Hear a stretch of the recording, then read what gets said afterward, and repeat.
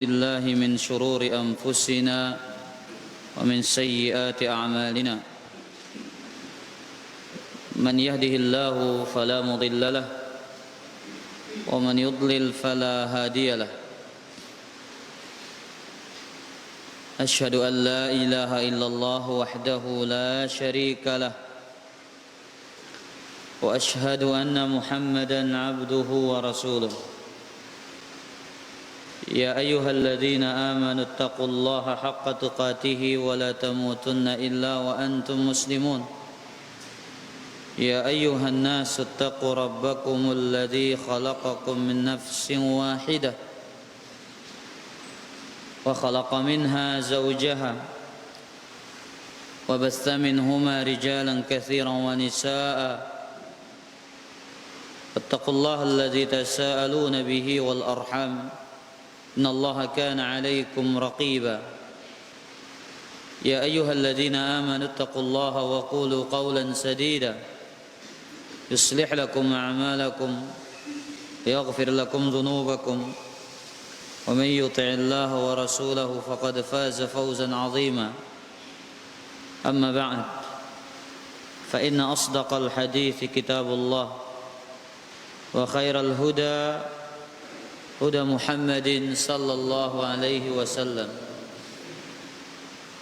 وشر الأمور محدثاتها وكل محدثة بدعة وكل بدعة ضلالة كل ضلالة في النار. Kaum muslimin dan kaum muslimat rahimani wa rahimakumullah. Alhamdulillah, Allah yang dengannya kita akan mengetahui banyak kebaikan. Dengan ilmu kita bisa memilah dan memilih.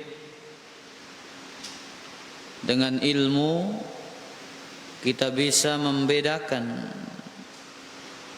mana yang benar, mana yang salah. Dengan ilmu kita bisa membedakan mana yang menjadi kewajiban kita dan mana yang ditekankan untuk kita. Para jemaah yang dimuliakan oleh Allah Azza wa Jalla,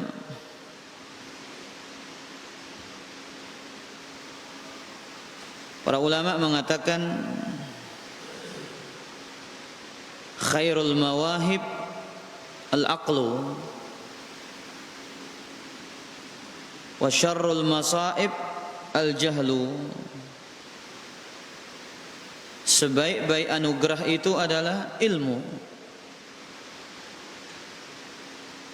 yang membuka akal kita, dan seburuk-buruk musibah adalah kebodohan.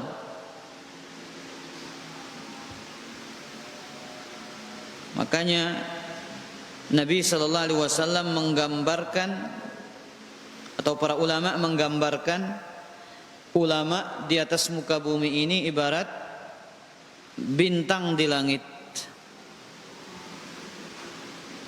yang mana orang berpatokan kepada bintang sebagai penunjuk arah dan yang lainnya di saat mereka tidak tahu arah. Para jemaah yang dimuliakan oleh Allah, kita akan membaca kitab yang ringkas yang berjudul Huquq Az-Zawjain.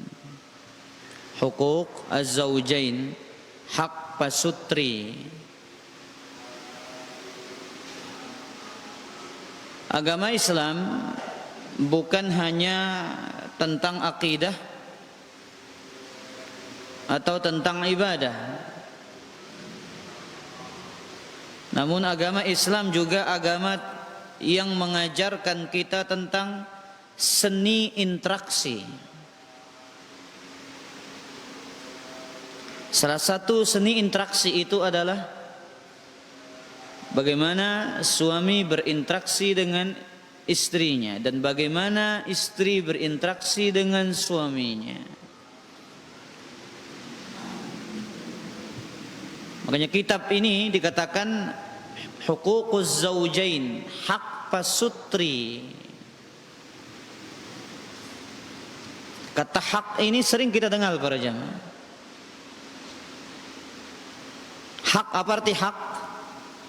Lawan dari kebatilan. Lawan dari kebatilan.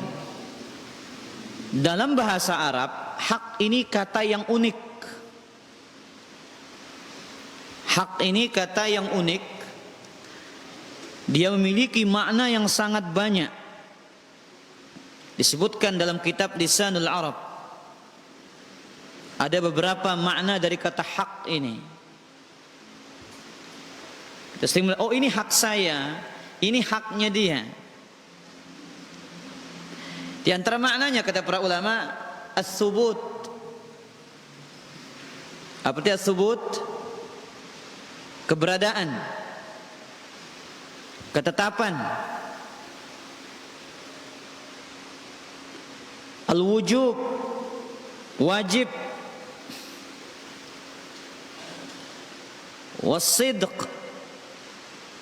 kejujuran.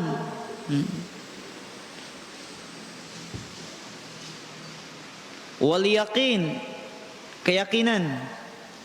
Lihat ini satu kata ini para jamaah. Hak, tetap, wajib, kejujuran, keyakinan. Udah 4.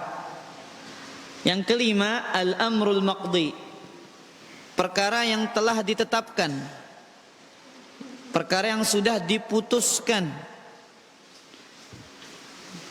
Yang keenam, wal adlu, keadilan. Yang ketujuh, was sahih, sesuatu yang benar. Kedelapan, wal mustaqim, sesuatu yang lurus.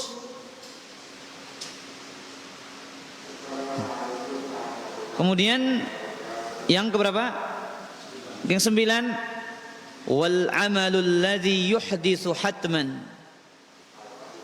amalan yang menghasilkan sesuatu yang wajib. Ini makna hak. Ini makna dari kata hak. Taib. Ada beberapa hak-hak suami istri. Yang pertama adalah al-huquq al-mushtarakah bainaz zawjain.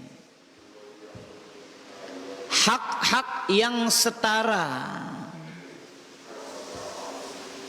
antara suami dan istri. Hak-hak yang setara antara suami dan istri. Wa fihi 5 matalib, ada 5 hak dalam masalah ini. Yang pertama, hak yang pertama yang setara antara suami dan istri adalah al-musyarakatu fil ibadat. Gotong royong dalam beribadah. Gotong royong dalam ibadah. Ar-rajulus salih idza wuffiqa li zawjatin salihatin wa sadat bainahuma ruhul mawaddati sara kullu wahidin minhuma 'aunan lil akhar fima yurdillaha azza wa jalla. Suami yang saleh apabila diberikan taufik mendapatkan istri yang salihah,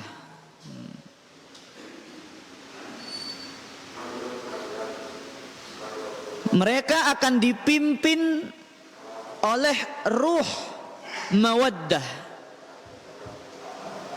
ruh kecintaan, ruh kasih sayang, sehingga satu sama lain akan menjadi penolong dalam perkara yang mendatangkan keridhaan Allah.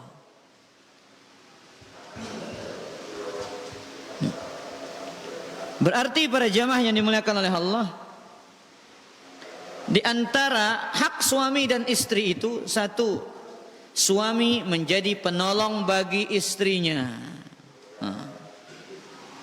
Suami menjadi penolong bagi istrinya dalam perkara yang diridhoi oleh Allah. Dan sebaliknya, istri menjadi penolong bagi suaminya dalam perkara yang diridhoi oleh Allah. Ini yang pertama. Yang kedua, fa idza kana ahaduhuma muqassiran akhadha bi yadihi wa idza ra'a minhu takasulan yudhakkiruhu bidzalik. Apabila salah satu lalai, ia segera menggenggam tangannya. Apabila salah satu malas, ia segera memberikan nasihat. Nah, ini tugas kedua para jamaah. Suami lalai, istri tugasnya memberikan nasihat. Suami malas, istri memberikan nasihat. Sebaliknya pula, istri malas, istri lalai, jangan lupa di antara hak suami adalah bagaimana dia memberikan nasihat dan peringatan kepada istrinya. Apa di antara tujuan pernikahan? Tolong menolong dalam kebaikan. Tersaling tulung gawe bagus. Bukan hanya sekedar menghasilkan keturunan, bukan hanya sekedar menciptakan suasana yang romantis dalam rumah tangga, bukan hanya sekedar bagaimana saling memotivasi dalam urusan bisnis, urusan dunia dan bukan hanya itu. Tapi di antara tujuan terbesar dari pernikahan itu adalah bagaimana suami menjadi penolong bagi istrinya dalam kebaikan dan istri menjadi penolong bagi suaminya di atas kebaikan. Makanya Allah mengatakan dalam ayat yang sering kita dengar, santer kerang dengar ayat ini para jamaah. Surat apa ini? Wa ta'awanu 'alal birri wat taqwa wa la ta'awanu 'alal itsmi wal 'udwan. Saling tolong menolonglah dalam kebaikan dan janganlah saling tolong menolong dalam perbuatan dosa dan permusuhan. Surat Nabi niki para jamaah. Masya Allah. Al-Ma'idah. Ayat kedua kalau tidak salah ya. Ya, ayat kedua. Al-Ma'idah ini para jamaah. Layak terdengar kah? Layak tengaji ini. Ya. Ayat ini dia simpel, singkat, tapi isi dan faedahnya luar biasa. Ayat ini kaidah umum bagi setiap muslim untuk saling tolong menolong, bahu membahu dalam urusan kebaikan. Di kehidupan bersosial antar sesama muslim, dalam kehidupan berumah tangga antara suami dan istri, antara rakyat dengan pemimpin, antara bos dan karyawan. Ini ayat yang semua kita sering mendengarnya. Makanya kita kan kaidahnya luar biasa, mencakup seluruh aspek kehidupan. Kehidupan sosial, kehidupan berumah tangga, kehidupan bekerja, semuanya diatur di dalam ayat ini. Kaedahnya sederhana, tolong menolong dalam kebaikan, jangan tolong menolong dalam urusan dosa dan permusuhan.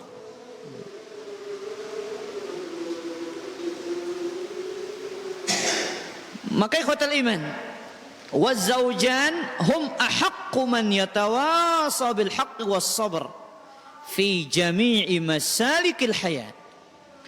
Suami istri mereka yang paling berhak,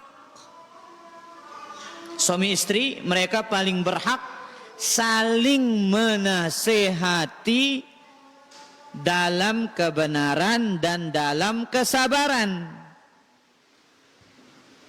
dalam segala aspek sisi kehidupan. Abu Izi, tahu dakaran aspek kehidupan? Hah? Apa mana? Itu jadi dengan badui jelasang ngejulung kan?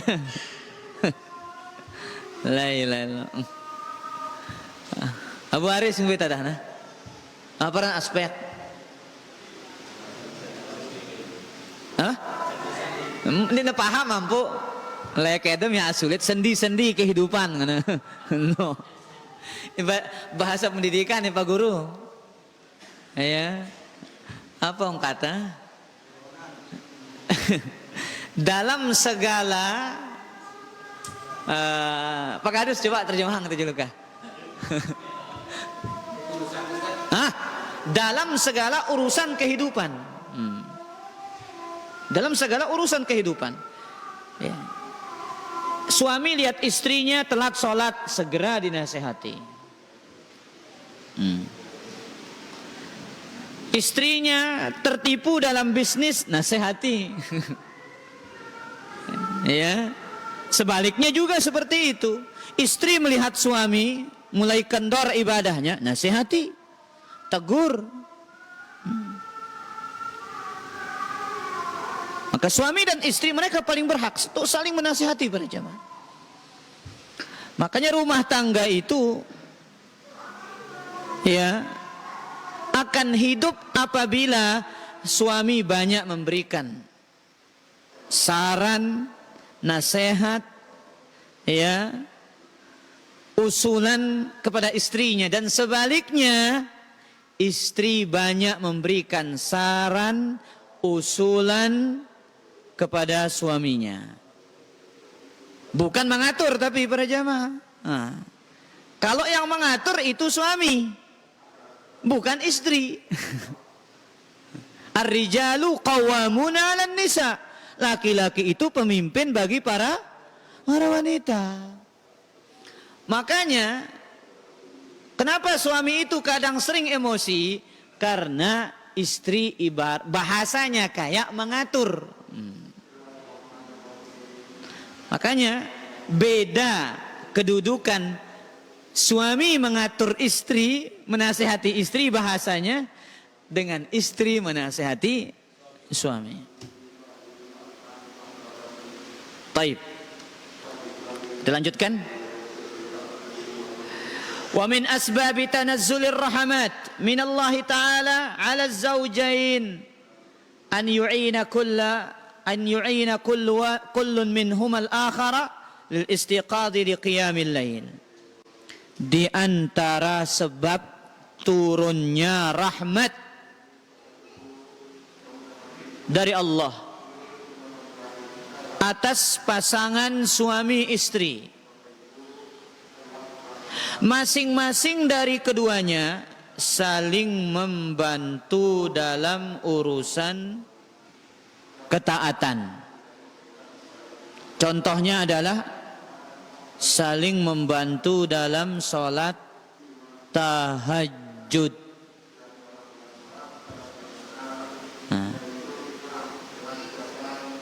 Awirzi, wah dinyobaan ini. No, betul. Wah apa ndek? Ndek wah. Jujur bener ke para jamaah ini? Jujur ita diri itu ke lagu. Ya. Kita simak hadis Nabi sallallahu alaihi wasallam riwayat Abu Dawud dan kita ambil faedah darinya. Apa sabda Nabi sallallahu alaihi wasallam? Rahimallahu rajulan qama minal laili fa shalla wa ayqadha imra'atahu. Semoga Allah merahmati seorang suami yang bangun di suatu malam, kemudian dia membangunkan istrinya. Ya, semoga Allah merahmati seorang suami yang bangun suatu malam, kemudian dia sholat dan membangunkan istrinya. Fa in abat nadaha fi wajhiha al-ma. Kalau istrinya tidak mau bangun, dipercikkan air. Ndak kesebur jamak ya, visual.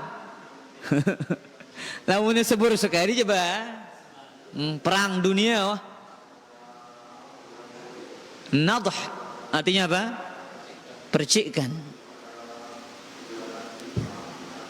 Apa bahasa Anten? Pet-petang ai. Taib. Rahimallahu imra'atan. Lihat sekarang kebalikan. Semoga Allah merahmati seorang istri. Qamat minal lail, dia bangun di suatu malam, fasallat, kemudian dia salat. Wa aiqadhat zaujaha, kemudian ia membangunkan suaminya. Fa in aba nadahat fi wajhihi al-ma. Apabila suaminya enggan bangun, sang istri memercikkan air ke wajah suaminya. Para jemaah yang dimuliakan oleh Allah Azza wa Jalla, hadis ini terdapat banyak pelajaran dalam kehidupan berumah tangga. Di antara pelajarannya disebutkan oleh Imam Al-Qari rahimahullahu taala dalam kitabnya Mirqatul Mafatih, wa hadza yadullu ala anna ikraha ahadin 'alal khairi yajuz bal yustahab. Ini ilmu baru ini para jamaah.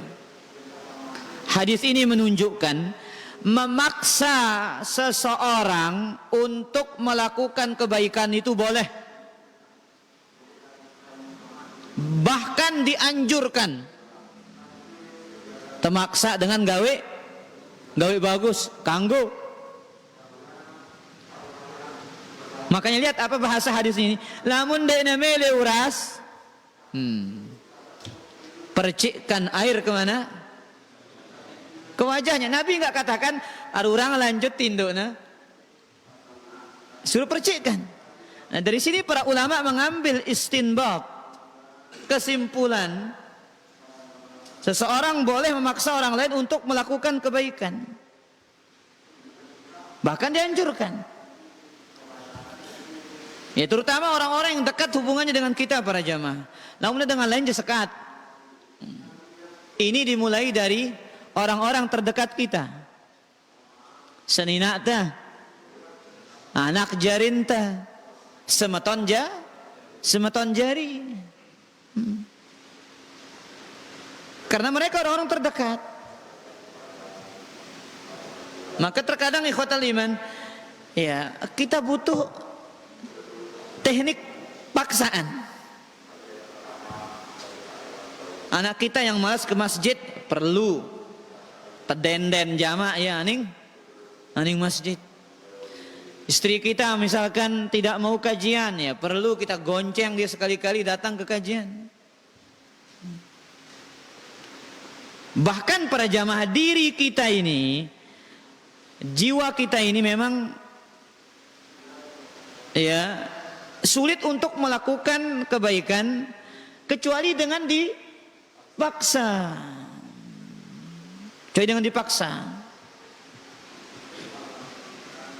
Maka ada sebuah ucapan disebutkan oleh Al-Imam Ibnu Mubarak. Apa kata beliau? Kana salihuna fima madha. Orang-orang saleh di zaman dahulu. Kanat anfusuhum tuatihim 'alal khair. Jiwa mereka itu otomatis melakukan kebaikan. Tuatihim 'alal khairi afwan. Orang soleh zaman dahulu, jiwa mereka itu otomatis melakukan kebaikan. Kita lihat para sahabat. Nabi nggak perlu banyak berbicara. Jadi jiwa mereka itu otomatis melakukan apa? Kebaikan. Karena hati-hati yang baik.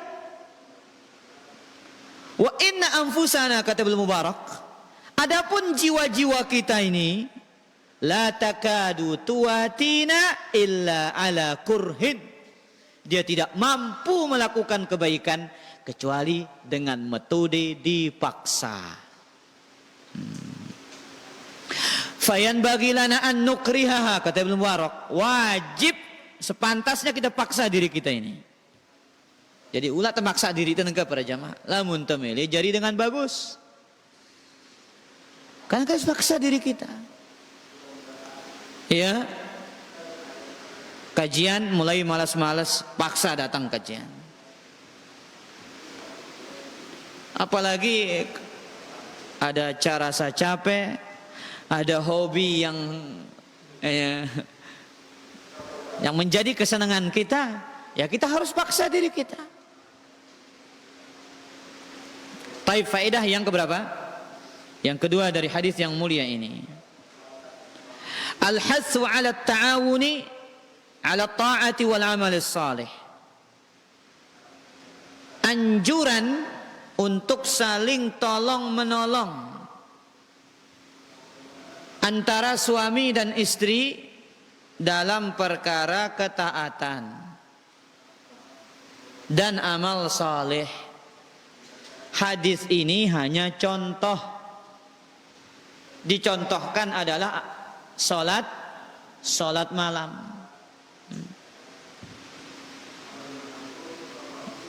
Jadi para jamaah, salat malam ini salah satu karakter khasnya orang soleh. Kalau orang itu rajin qiyamul lail, berarti dia adalah orang soleh. Ciri khasnya orang soleh itu apa? Adalah qiyamul lail. Pak Guru, ciri khasnya dengan saleh niki qiyamul lail. Salat malam. Ya, ciri khasnya dengan soleh para jamaah. Apalagi ke sekedar sunnah rawatib jangan. Qiyamul lail ini sulit soalnya.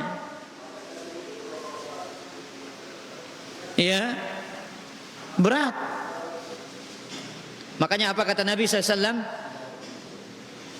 dari hadis Abu Darda. Abu Darda ini sampai istrinya cemburu kepada ibadahnya. Ndek kena cemburu gara-gara main merari aja para jamaah. Jadi Abu Darda, Ummu Darda ini cemburu kepada ibadah istrinya. Ibadah suaminya Abu Darda. Abu Darda ini selesai Isya langsung bangun malam sampai subuh. Siang harinya puasa. Makanya Salman Al-Farisi ya pernah datang suatu ketika ke rumahnya siapa? Abu Darda, ingin memberikan nasihat kepada saudaranya ini. Ya, selesai Isya langsung sholat para jamaah. Langsung ke Salman, ya Abu Darda, tidur dulu, belum waktunya ini. Jadi dilihat, ditunggu Salman tidur, sama Abu Darda bangun lagi. Tapi Salman Al-Farisi radhiyallahu taala anhum ajma'in pura-pura tidur juga, dilihat. Nah, Abu Darda ini mau bangun lagi. Ya Abu Darda, 6, tidur, belum waktunya ini.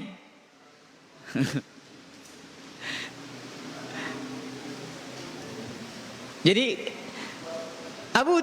Salman melihat Abu Darda ini radhiyallahu taala anhu ini, melihat istrinya Ummu Darda pakai pakaian acak-acakan kayak wanita yang tidak bersuami. Makanya, ada apa dengan engkau wahai Ummu Darda? Ma baluki ya Ummu Darda?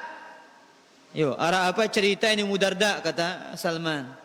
Ini suami saya Abu Darda ini enggak punya hajat lagi sama saya. Kenapa?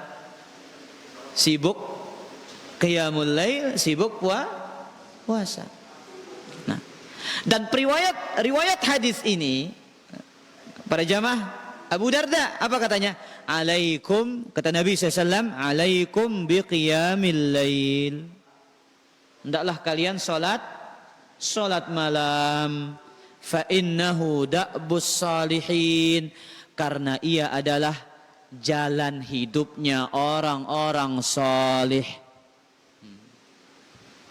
Makanya kalau ada orang yang rajin qiyamul lail, maka dia adalah orang saleh. Nah, suami istri tugasnya seperti itu.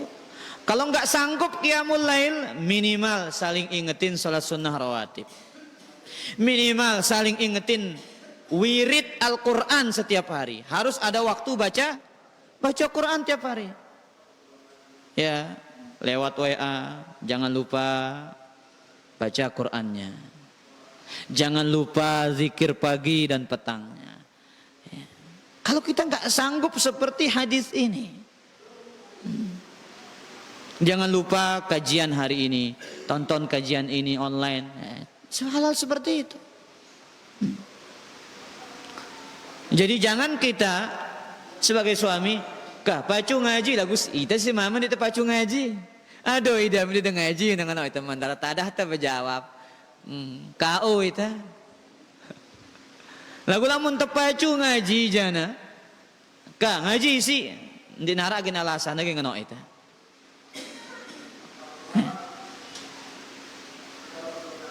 Kah pacu salat sunnah. Aduh ida bener itu salat sunnah dengan itu bentar tadah para jamaah. Baik, faedah berikutnya dari hadis yang mulia ini.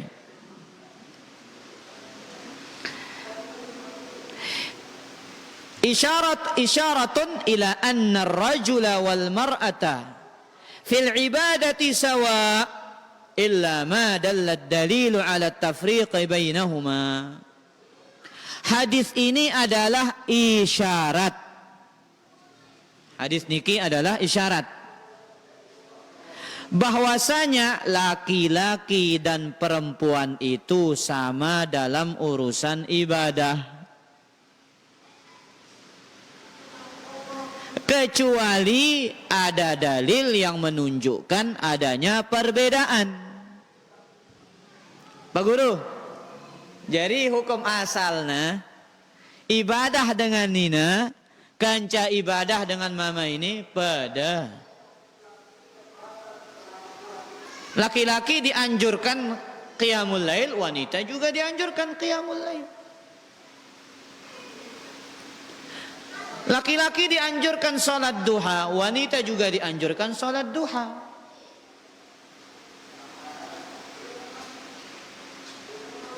Tapi ada yang dibedakan. Mana contohnya? Ada contoh ibadah beda antara dengan mama dengan Nina. Enggak. Ai tahu nyari itu contoh dulu. Pak Guru mantap, kira-kira dulu kayak kira-kira. Apa contoh ibadah dengan Nina beda kanca ibadah dengan mama?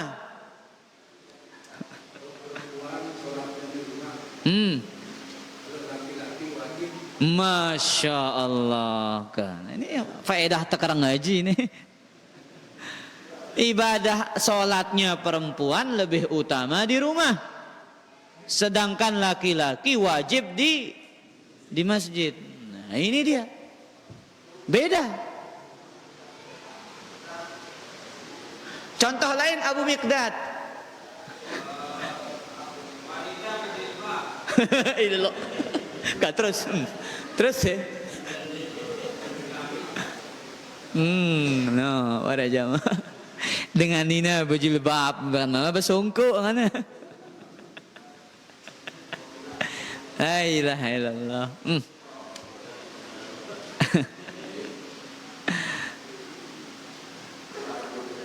Contoh lain puasa sunnah. Wanita harus dengan izin suami. Dengan mama dinula izin ya sedinakna. Nah itu bedanya. Kata Nabi SAW, la tasumul mar'atu wa zawjuha syahidun illa biizni. Tidak boleh wanita itu puasa sedangkan suaminya ada kecuali dengan izin suaminya. Jadi Pak Guru, ya ini nak kanggo puasa senina ta puasa sunnah kecuali dengan izin suaminya. Jelas ang Miqdad? Hindi kay jilbab, no? Ya. Taib. Jadi kata liman azan ya Allah wa iyyakum. Jadi hukum asalnya pahala laki-laki didapatkan juga pahala perempuan. Pahala laki-laki didapatkan oleh perempuan. Itu hukum asalnya. Makanya kata Nabi SAW, an-nisa'u syaqa'iqur rijal. Perempuan itu adalah saudara kandungnya para lelaki. Contoh lain, urusan warisan. Laki-laki mendapatkan 2 kali bagian perempuan. Ini bukan ibadah tentunya, tapi dalam urusan harta warisan aturannya seperti itu. Suami meninggalkan istri, tidak ada anak. Berapa dapat istri? 1/4. Ada anak 1/8. Kemudian meninggal dunia seorang istri, meninggalkan suami. Berapa dapatnya suami? 1/2. Ada anak 1/4 mauna. Beda dapatnya para jamaah. Ya ini hukum-hukum yang dibedakan antara laki-laki dan wanita. Taib. Faedah berikutnya dari hadis ini. Anna man asaba khairan yanbaghi lahu an yataharra isabatal ghair wa an yuhibba lahu ma yuhibba li nafsihi fayakhudhu bil aqrabi fal aqrab. Orang yang mendapatkan kebaikan sepantasnya ia berusaha agar orang lain mendapatkannya juga. Apabila seseorang mendapatkan kebaikan, dia berusaha agar orang lain ini juga mendapatkan kebaikan. Ia mencintai kebaikan itu bagi orang lain sebagaimana ia cintai bagi dirinya sendiri. Dan, nah ini penting nih, dia mulai dari yang terdekat. Suami, istri dan suami. Maka kalau suami mendapatkan kebaikan, dia berusaha juga mendapatkan istrinya apa? Kebaikan. Antum dapat kajian zikir dari seorang ustadz, istri antum belum hafal, pulang ajarkan dia agar dia juga mendapatkan kebaikan yang sama. Sebagaimana kisah istri Nabi Sallallahu Alaihi Wasallam, ya, Juwairiyah, ketika beliau duduk, Nabi keluar sholat subuh. Beliau duduk, ya, selesai sholat beliau duduk, kemudian berzikir. Pulang Nabi Sallallahu Alaihi Wasallam, beliau melihat istrinya Juwairiyah masih duduk pada posisi yang sama. Apa kata Nabi SAW? Mazilti, ya, engkau masih pada keadaan alal halil lati kunti faraktuha alaiha.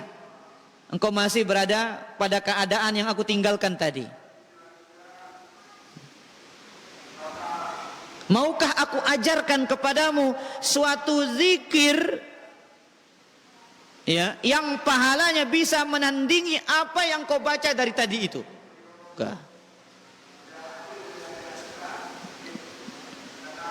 Abu Irzi, apa zikir itu? Pernah kita bahas. Hah?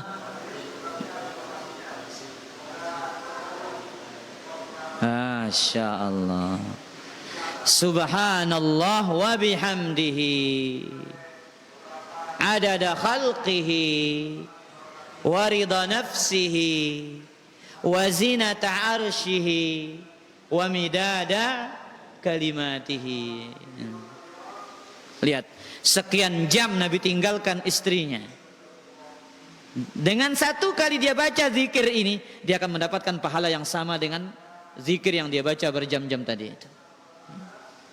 Subhanallah wa bihamdihi adada khalqihi wa ridha nafsihi wa zinata arshihi wa midada kalimatih. Abu Miqdad.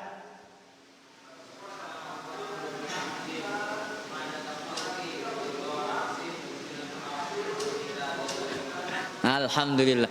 Wah, udah antum ajarkan istri antum? Udah diajarkan istrinya? Oh, ajar diri, alhamdulillah kah. Itu adalah nujana. Budak mantek itu tak ngajar. No, pada jamaah lah. Ajar diri, alhamdulillah. Masya Allah. Pak Guru. Kajana. Ulah dengan apa? Lampu dah ajar ibu oleh balik ini. Nabi ngajar seni nak ini. Makanya lihat seni interaksi suami dan suami istri ini para jamaah. Tidak banyak belajar.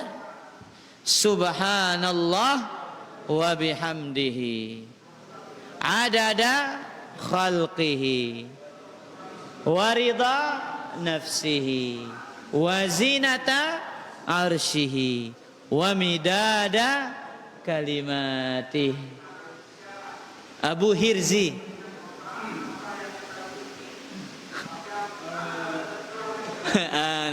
Wah, padahal minu yang ngaji kelam minu.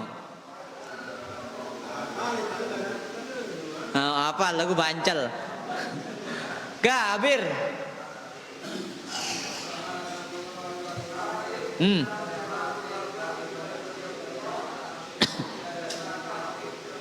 Alhamdulillah, barakallahu fiik. Jadi ini dia ikhwatal iman azani Allah wa yakum. Ya. Memang terkadang kita harus apa? Mengajarkan para jamaah. Ya. Amalan-amalan utama yang kita dapatkan ini ajarkan. Ya. Mungkin istri kita kesibukannya mengurus anak di rumah. Ya, mengurus urusan makan kita, urusan baju kita. Sehingga dia mungkin kurang sempat menghafal zikir-zikir seperti ini. Sebelum tidur, ajak ngobrol, ajar zikir ini. Ya. Baik. Kemudian faedah berikutnya. Wa fil hadis al-hassu ala qiyamil lail. Dalam hadis ini anjuran untuk apa? Qiyamul lail.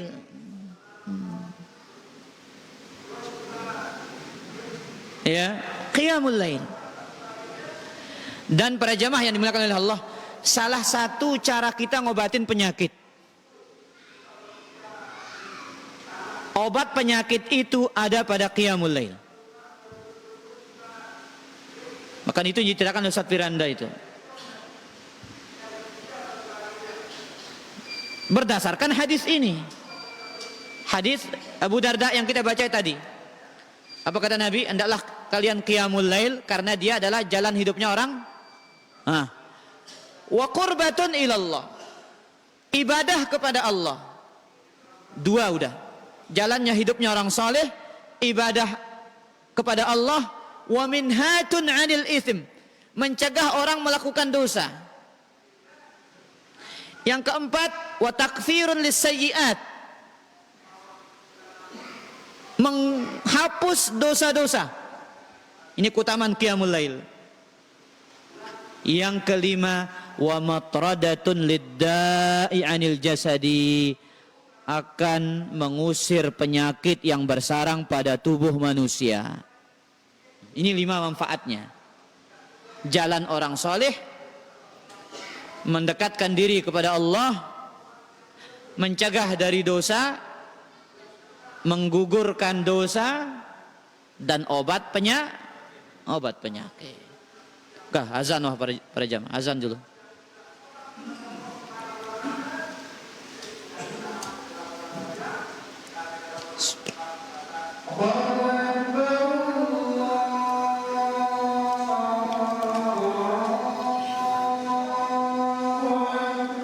Allahu akbar, Allahu akbar.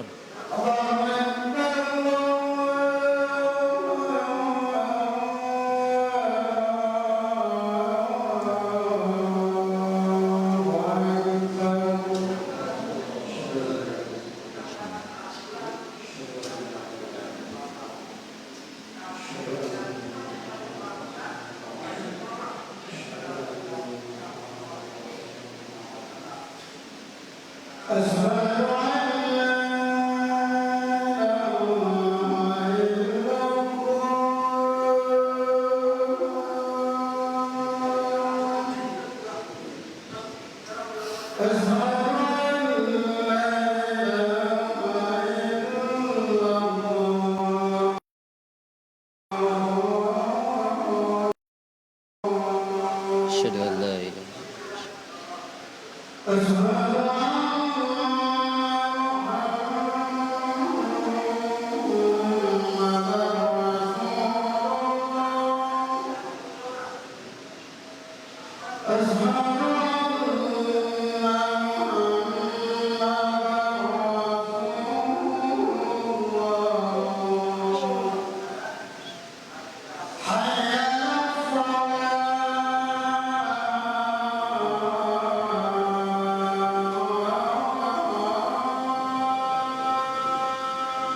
la haula wala quwwata illa billah.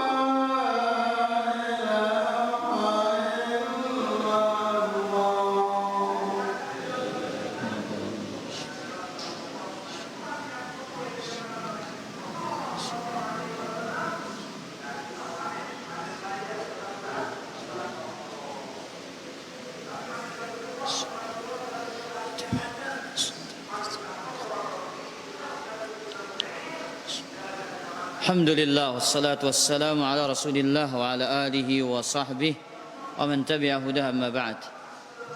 Silakan yang bertanya. Sila.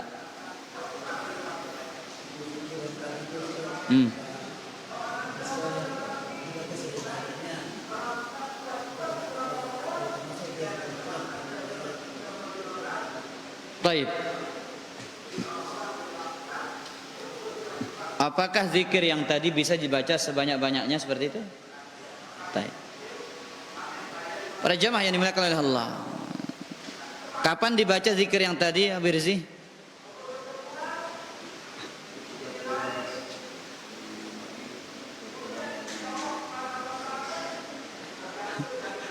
Kapan dibaca? Iya, hadir kajian soal ya. Oh, ini ingat Abu Irzi kalau zikir pagi. Dia termasuk zikir yang muqayyad, dibaca di waktu pagi hari. Ya, dibaca pada waktu pagi hari. Subhanallah wa bihamdihi adada khalqihi wa ridha nafsihi wa zinata arsyihi wa midada kalimatih. Adapun zikir-zikir yang lain yang bersifat mutlak itu bebas. Ya. Dan zikir ini dibaca cuma satu kali saja. Kalau lebih menyisihi sunnah, dibaca di waktu pagi satu kali tapi bisa menyanyi pahala yang banyak. Inilah keistimewaannya zikir ini. Nah, wallahu taala ala wa alam. Hah?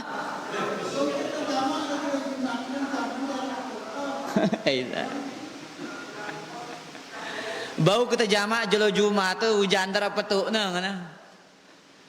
Jumat itu punya hukum yang berbeda. Punya hukum yang berbeda. Ini pendapat Syekh Muhammad bin Shalih Al-Utsaimin. Dia hukumnya berbeda. Bukan seperti sholat zuhur. Ya. Dia bukan seperti sholat zuhur. Ada khutbahnya. Sholatnya dua rakaat. Waktunya juga beda. Jumat itu ada berapa waktu? Ada 2 waktu. Sebelum zawal dan setelah zawal. Boleh. Sebelum zawal ini mazhabnya Imam Ahmad. Bahkan sampai ada ulama Hambali yang mengatakan itu, ya, waktu duha itu waktu Jumatan sudah. Tapi kalau di jamak jangan, karena dia berbeda hukumnya. Ya. Kalau kita ingin menjamak Jumat dengan asar, ini butuh kepada dalil yang khusus. Sedangkan tidak ada dalil secara khusus dalam masalah ini. Wallahu taala ala wa alam. Abu Hirzi. Jari. Sebatas seorang suami menanggung dosa istri. Kadang-kadang istri itu lebih sehat. Sebatas mana suami menanggung dosa istri? Begitu? Ya. Tatkala suami tidak peduli dengan istrinya, tidak mau mendidik mengajar istrinya, dia tidak peduli dengan haram yang dilakukan istrinya, tatkala dia dayus. Tapi kalau suaminya rajin menasehati, tapi ternyata Allah belum menghendaki hidayah bagi istri, wala taziru waziratun wizra ukhra. Ya.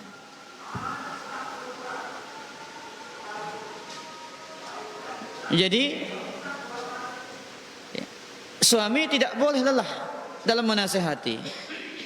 Ya.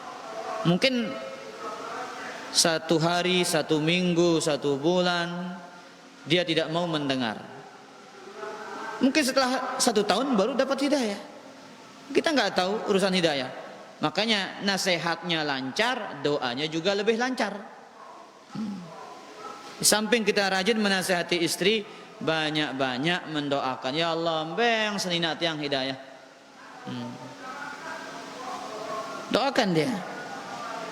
Semoga Allah mengabulkan.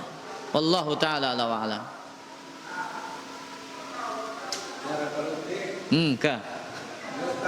Pada awal menikah itu kan kita hidup suami istri. Terus.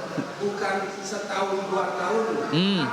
Sampai 30 tahun, 50 tahun. Terus. Jadi bagaimana caranya kita supaya tetap harmonis? Harmonis.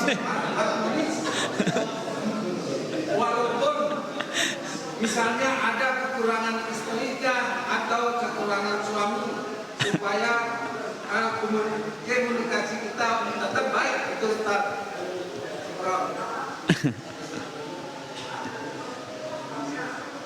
La ilaha illallah.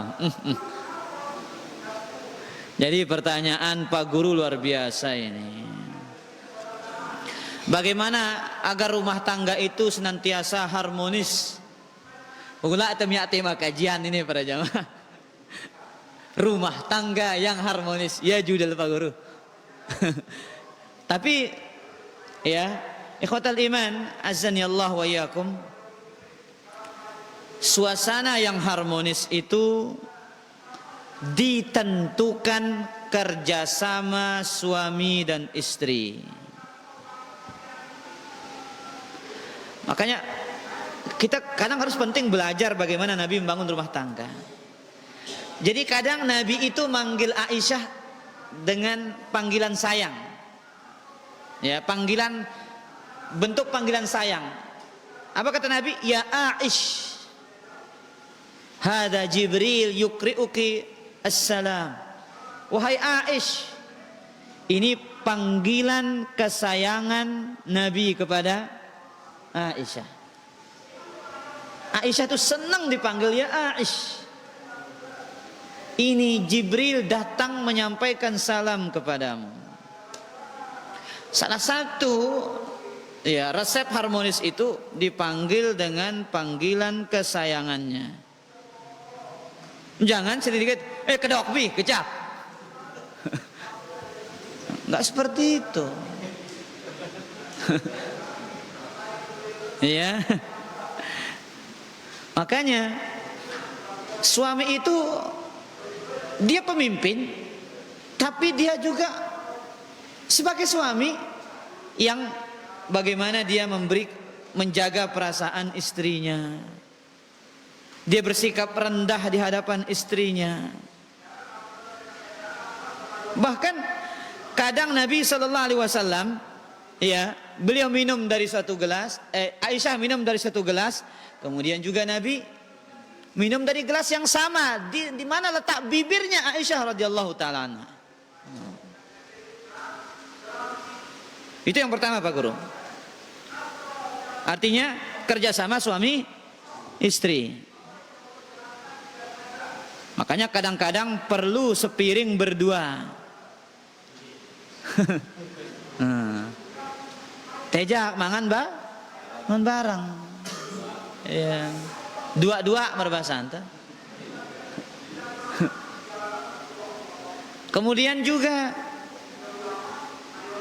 para jamaah yang dimuliakan oleh Allah, mungkin ini tabu menurut kita.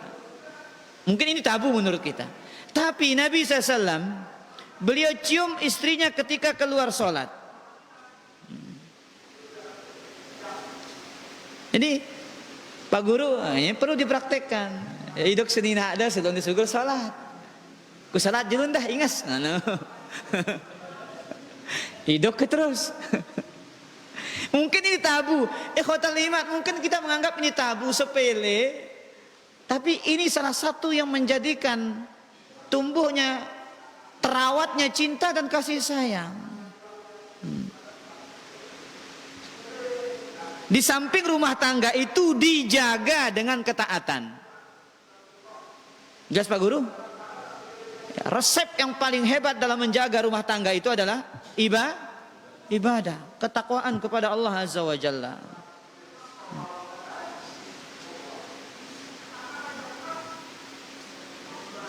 Kurang lebih seperti itu Pak Guru. Piyawah kan? Nah, wallahu ta'ala a'lam wa a'lam. Jadi seperti yang tadi itu kan, kalau kita lemah lembut sama istri itu, nanti pulang-pulang kita tuh disambut dengan baik, gitu kan, dan tanpa kita minta sudah dibuatin gitu. Terus kak? Bino. Injelasang itu Pak Guru ini, no, adik. Jadi Pak Guru ngasih kita faedah malam ini. Ya, ini pelajaran penting dari Pak Guru. Ya, kalau kita berlemah lembut kepada istri, katanya, jadi kita dilayani juga dengan lemah lembut. Ya, nggak perlu kita minta teh, sudah dihidangkan teh. Ya, memang betul para jamaah yang dimuliakan oleh Allah. Ya, apa kata Nabi? Rifqan bil qawarir. Berlemah lembutlah kepada gelas-gelas kaca. Jadi antum besok gelas kaca ini kita bawa osah-osah para jamaah. Belak ya. Jadi perlu ada yang kita letakkan. Seperti itulah ibarat kita dengan berlemah lembutlah. Makanya pada hajjatul wada apa kata Nabi? Istausu bin nisa'i khaira. Aku wasiatkan kalian untuk berbuat baik kepada istri. Akan datang bahasanya Pak Guru insyaallah. Nah, kita kira demikian kajian kita pada kesempatan malam niki. Kurang lebihnya mohon maaf. Subhanakallah wa bihamdika asyhadu an la ilaha illa anta astaghfiruka wa atubu ilaika. Wassalamualaikum warahmatullahi wabarakatuh.